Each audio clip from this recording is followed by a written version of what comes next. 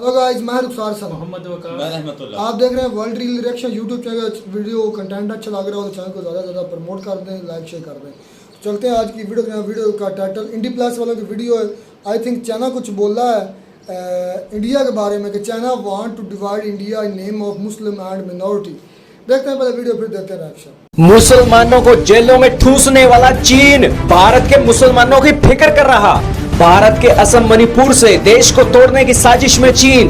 Obama के कंधे पर बंदूक रख अंग्रेजों की बांटो राज करो की नीति पर उतरा चीन।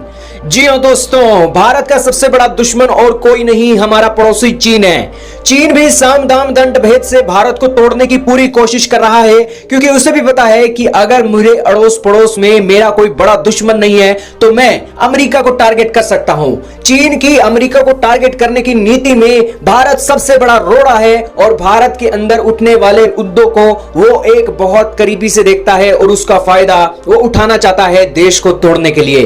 ताजा मामला देखने को मिला है चाइना के मुसलमानों के ऊपर किए गए कमेंट को लेकर। दोस्तों, ये चाइना वही चाइना है जिसने तिब्बत के ऊपर कब्जा किया, शिनजियांग के मुसलमानों की मस्जिदों में टॉयलेट तक बना दिए, लाखों मुसलमानों को डिटेंशन कैंपों के अंदर बंद कर दिया और पूरी मुस्लिम कम्युनिटी के अंदर किसी देश की हिम्मत नहीं हुई शिनजियांग के मुसलमानों के ऊपर चाइना को कोसने की। चाइना क्यों नहीं कोसा उन्होंने? क्योंकि चाइना के पास पावर थी। चाइना ने मुसलमानों का बहिष्कार किया, उसे रौंद दिया। क्यों रौंदा? क्योंकि चाइना के पास पावर थी। और यही कारण है कि चाइना भी यही चाहता है कि भारत भी मुसलमानों को लेकर यह रणनीति करे और देश को वो तोड़ दे। मुसलमानों के ऊपर चाइना का जो कमेंट आया है उस कमेंट को आप सुनिए। ग्लोबल टाइम के हवाले से ग्लोबल टाइम लिखता है कि हाल ही में अमेरिका ने स्टेटमेंट दी है, अमेरिका भले ही भारत की डेमोक्रेसी की कितनी भी तारीफ क्यों ना करे, लेकिन एक बात तो अच्छी तरीके से पता है, भारत के धार्मिक समूहों और अल्पसंख्यकों की जो तस्वीर भारत के अंदर है वो सही नहीं है। चीन ने कहा कि मणिपुर के अंदर, असम के अंदर आप देखिए कि किस तरीके से वहां पर धार्मिक और जाति के आधार पर दंगे हो जाते हैं, और असम के अंदर तो 2021 में 780 घटनाएं हुई दंगों की। इसके अलावा उन्होंने कहा कि कुछ भी हो लेकिन भारत के अंदर संवेदनशील मुद्दे को ओबामा ने छुआ है, और ओबामा बिल्कुल सही कह रहे हैं कि भारत की तरक्की के अंदर एक बहुत बड़ा रोड़ा है जो देश को धार्मिक आधार पर तोड़ा जा रहा है। उनके कहने का यह मतलब है कि देश भारत अगर तरक्की करना चाहता है तो पूरे के पूरी भारतीय कम्युनिटी को एक होना होगा, उस भारतीय कम्युनिटी को आपस में नहीं लड़ना होगा, धर्म के आधार पर भेदभाव नहीं होने चाहिए, और फिर भारत एक अच्छा डेवलप कंट्री बन सकता है। चाइना का यह कहना था। लेकिन एक डेवलप कंट्री बनना और धार्मिक आधार पर भेदभाव ना करना, इसके दो एग्जांपल है दोस्तों।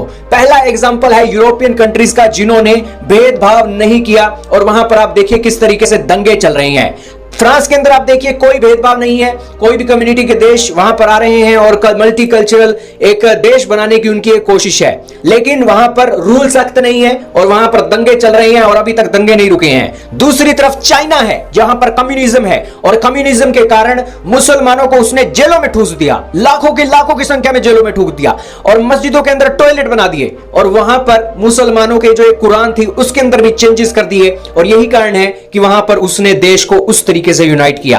अब दो तरीके हैं देश को यूनिटी देने के, अब दोनों तरीकों में से कौन सा तरीका आपको सही लगता है आप खुद फैसला कीजिए। लेकिन चाइना की इस बात में दम तो है ही कि देश जब तक एक नहीं है तब तक वो एक डेवलपमेंट के रास्ते पर नहीं चल सकता है, और वो बात चाइना ने आज इशारों में बोल दी है। लेकिन चाइना इस इशारों को जानता है, क्योंकि उसे भी पता है कि चाइना का मॉडल भारत नहीं अपना सकता है। यही कारण है कि भारत को बांटो और राज करो की नीति पर वो चल रहा है, और मुसलमानों के प्रति संवेदना और भारत के जो एक ईस्टर्न साइड के इलाके हैं उनकी जो एक घटनाएं बढ़ रही हैं, उनमें जो एक भारत की सरकार के विरोध में चलने वाले ग्रुप हैं उनकी सपोर्ट में चाइना हर समय खड़ा रहता है।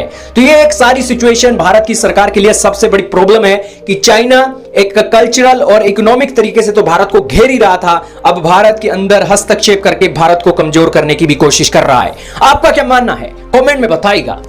पहले तो सुना था कि जो खुद बुरा होता है वो दूसरे की तरफ उंगली उठाता है, और आज ये साबित भी हो गया कि एक ऐसा मुल्क जिसमें किसी मज़हब को पनपने की इजाज़त नहीं है, यानी कि सिर्फ मुसलमान, ना क्रिश्चियन, ना हिंदू, ना मुसलमान, वो ये कह रहा है कि इंडिया मज़हब के नाम पर टूटने वाला है, मज़हब के नाम पर ऊंच नीच उधर हो रही है।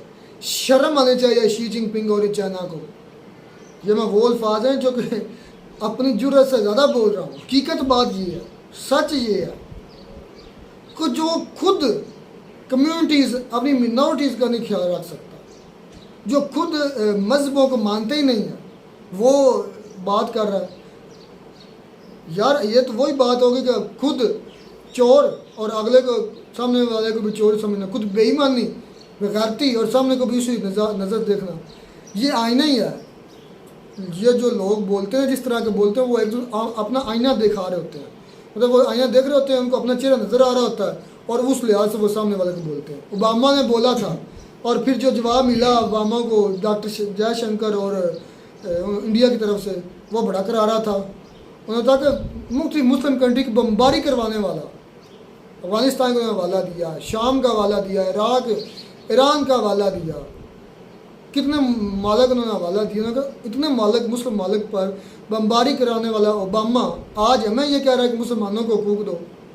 नहीं भाई देखेंगे, उसकी बात से थोड़ा मैं भी इत्फाक नहीं करता, लेकिन ये है कि चाइना में हमें ये अभी ये न्यूज़ सुनी, इससे पहले तो बहुत कम जो है ना सुनी है, सुनते हैं लेकिन बहुत कम। नहीं रहमतुल्लाह भाई जो सुनते हैं वो रुखसार भाई की बात बिल्कुल ठीक है, वो हकीकत है। इंडिया के अंदर भी हो सकते, नहीं हो सकते, ये तो अल्लाह बेहतर जानता है, ऊपर वाला, लेकिन चाइना के अंदर हो रहे हैं, हकीकत है। इसी तरह या तो इंसान, मैं कहता हूँ मैं इतना खरा और सच्चा और सुच्चा हूँ ना, मैं रुखसार भाई को बात करूँ भी यार रुखसार भाई इस तरह, यार उनकी बनती नहीं है। या तो खुद हकूक दे ना मुसलमानों को, उधर आज़ादी दे भी, आप आज़ादी के साथ रह सकते हैं, आपका ये हकूक है, आप अपनी मर्जी से रहें। यार उनको आप उधर मुसलमानों को तंग कर रहे हैं, तो आप इंडिया में बोल रहे हैं भी आप जो है ना इस तरह करें, इस तरह करें, ये बनता नहीं है। इस तरह की बात जो है ना बनती जुड़ती नहीं है। लेकिन देखें कि चाइना में भी से ये मतलब मुसलमानों को तंग करे और अभी न्यूज़ आ रहे, लेकिन इंडिया में शुरू से ही 1947 से लेकर आज तक मुसलमानों को इंडिया के मुख्तलिफ जगह पर मुख्तलिफ कोनों में तंग किया, जुल्म किया जाता है। लेकिन चाइना ने ये बहुत जो बुरा काम किया है कि जो मस्जिद है ना, मस्जिदें जो हैं वो उनको ख़त्म कर रहे हैं, ये सबसे इन्होंने बुरा काम किया। लेकिन उससे पहले ये मुसलमानों को इतना ज्यादा चैनी, मेरी बात सुनो आप, रहमतुल्लाह नहीं इस्लामाबाद गए, मैं जाता रहता हूँ अक्सर, मेरा है ना टूर वगैरह, यार अक्सरियत में आपको चैनी नजर आएंगे इस्लामाबाद में, तो लगता है अभी वो पाकिस्तान के रहने वाले, इतनी इज्जत और रिस्पेक्ट मुसलमान उनको देते हैं। यार ये तो उनको भी चाहिए ना, हम लोगों को इतनी इज्जत रिस्पेक्ट देते तो हम भी तो अपनी कंट्री में उन लोगों को भाई उधर से लेके खाते हैं। आका की इज्जत करना गुलाम पर फर्ज है, हम गुलाम हैं। ये भी बात आपकी समझ में आती है, सही बात है आपके मानता हम उनकी भाई उनसे जिनका खाते हैं उनके आगे आंखें तो उठा नहीं सकते। चाइना जो है ना वो पैसे फेंकता है, हमारे जो है हुक्मरान वो खाते हैं, ठीक है, उनके आगे चूं चां भी नहीं करते। नहीं चाइना फेंकता नहीं है, चाइना कोई पाकिस्तान में प्रोजेक्ट शुरू करता है, यार प्रोजेक्ट वही बात हो लीज पर लेता है तुम्हारी पोर्ट का, तुम्हारे हवाई अड्डे, तुम्हारी बड़ी से बड़ी जो हकीकत है ना वो बोलनी चाहिए। मैं कहता हूँ चाइना जिस तरह अनमोल हुआ है पाकिस्तान के अंदर, मैं कहता हूँ शायद एक दिन ये ना हो इस्लामाबाद पूरा ही चाइना का हो जाए। पूरा इस्लामाबाद नहीं, पूरा पाकिस्तान चाइना की इस्लामाबाद में देखता इतने हो ना, आपको पता है अक्सर जगह कहीं और भी ना आपको मिले। इमाम बरी एक मज़ार टाइप है, यानी कि वली लोगों को दरगाह है, उधर मिल जाएंगे आपको अक्सरियत से। फैसला मस्जिद हमारी बनी, अक्सरियत से उधर चैनी मिल जाएंगे।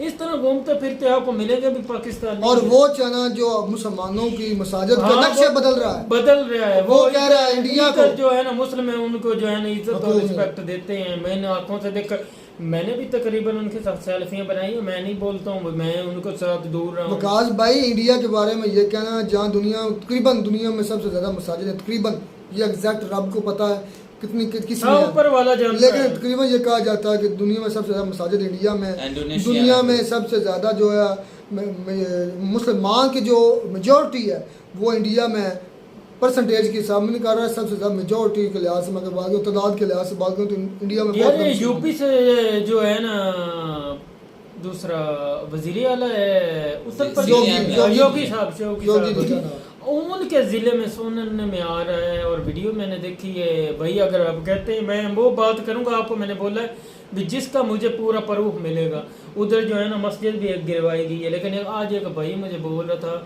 भाई दूसरा मोदी साहब जो है ना सरकारी मस्जिद सरकारी जगह मंदिर भी हो ना, वो किसी मंदिर का नाम ले रहा था, कह रहा था वो दूसरा